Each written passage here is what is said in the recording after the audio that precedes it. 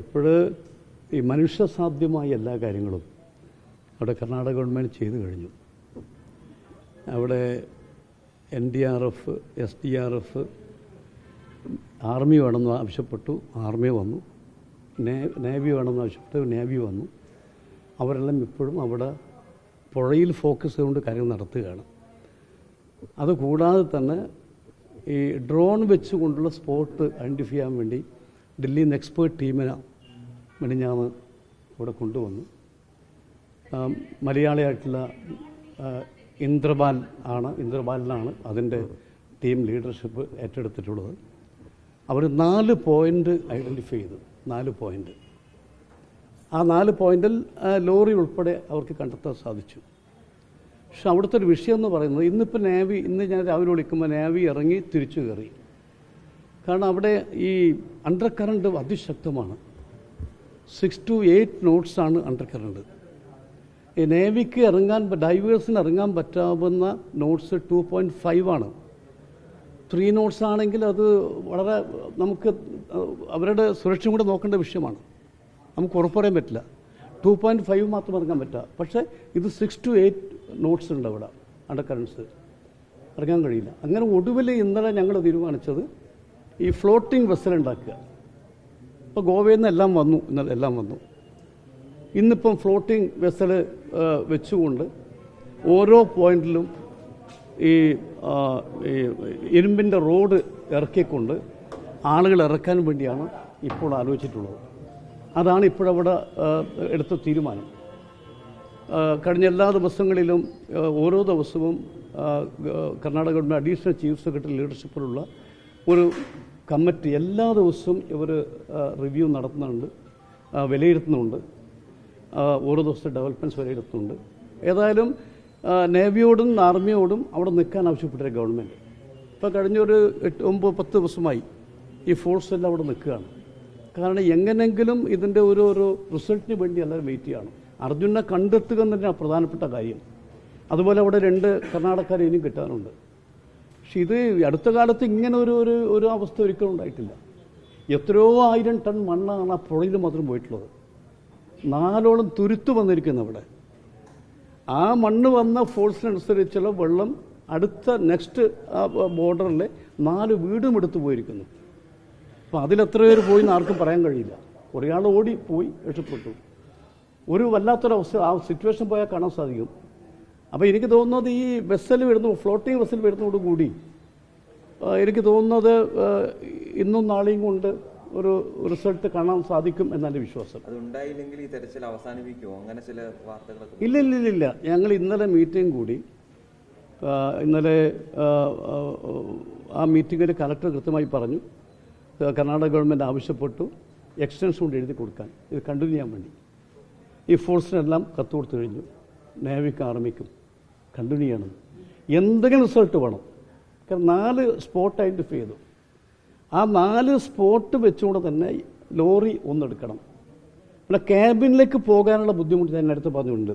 കാരണം ഡൈവേഴ്സിന് വളരെ ബുദ്ധിമുട്ടാണ്. ക്യാബിൻ്റെ അകത്ത് ഇന്നലെ ഞാൻ തെർമൽ സ്കാനിങ് നടന്നു. തെർമൽ സ്കാനിങ്ങിന് ശേഷമാണ് ഒരു പോയിന്റ് കൂടി കിട്ടിയത്. അപ്പം മനുഷ്യ സാന്നിധ്യമുണ്ടോ എന്നറിയാൻ വേണ്ടിയാണ്. അപ്പോൾ ഏതായാലും ഇന്നും നാളെയും കൊണ്ട് റിസൾട്ട് ഉണ്ടാകും എന്നാണ് എൻ്റെ വലിയ പ്രതീക്ഷ. അതാണ് അവിടുന്ന് കിട്ടുന്നൊരു വിവരം. ഇപ്പോഴും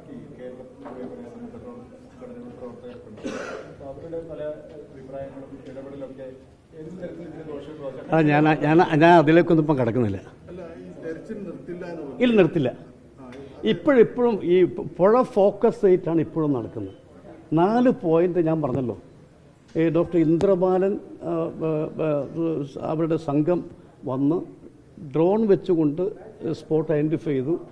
അതുകൊണ്ട് തന്നെ ഈ 4 പോയിന്റും ഫോക്കസ് ചെയ്തുകൊണ്ടുള്ള ഒരു തെരച്ചിലാണ് ഇപ്പം പുഴയിൽ നടക്കുന്നത്. ഇന്ന് നേവി രാവിലെ ഇറങ്ങാൻ കഴിയില്ല.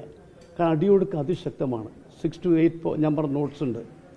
അപ്പോൾ ഏതായാലും ഈ വെസൽ ഫ്ലോട്ടിംഗ് വെസൽ വന്നു കഴിഞ്ഞാൽ ആ ഫ്ലോട്ടിംഗ് വെസൽ വെച്ചുകൊണ്ട് തന്നെ നമുക്ക് ഈ ഇരുമ്പിൻ്റെ റോഡ് ഇറക്കി അത് പിടിച്ച് ആൾക്ക് താഴെ ഇറങ്ങാൻ പറ്റും എന്നുള്ളതാണ് ഇപ്പോഴത്തെ ഒരു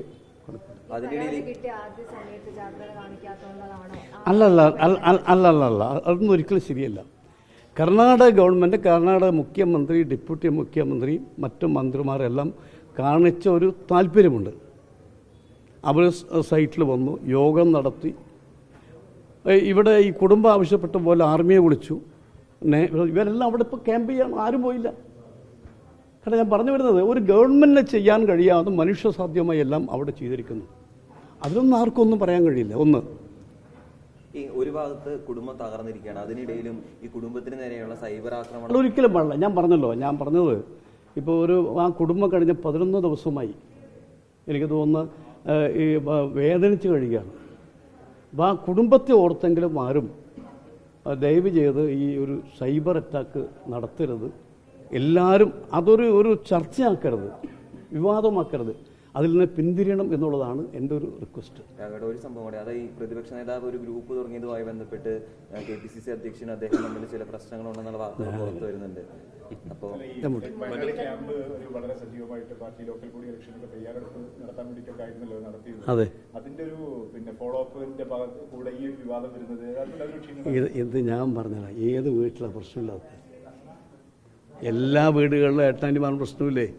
അത് ഇവിടെ തീരാവുന്ന വിഷയമുള്ളൂ. അതിലൊന്നും അല്ലെന്നേ ഞാൻ പറഞ്ഞല്ലോ, ആ വിഷയം ഈ ജനാധിപത്യ പാർട്ടിയാണ്.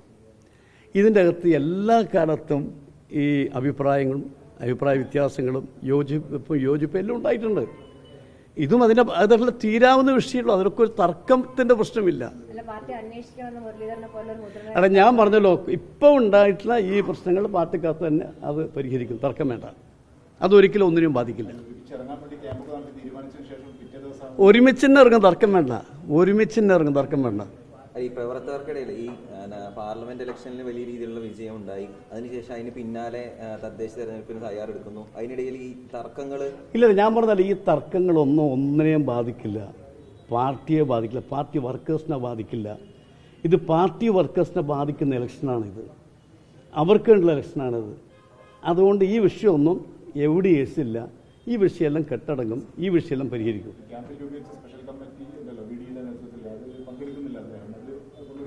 ഞാൻ പറഞ്ഞില്ല, എല്ലാ വിഷയം തീരും.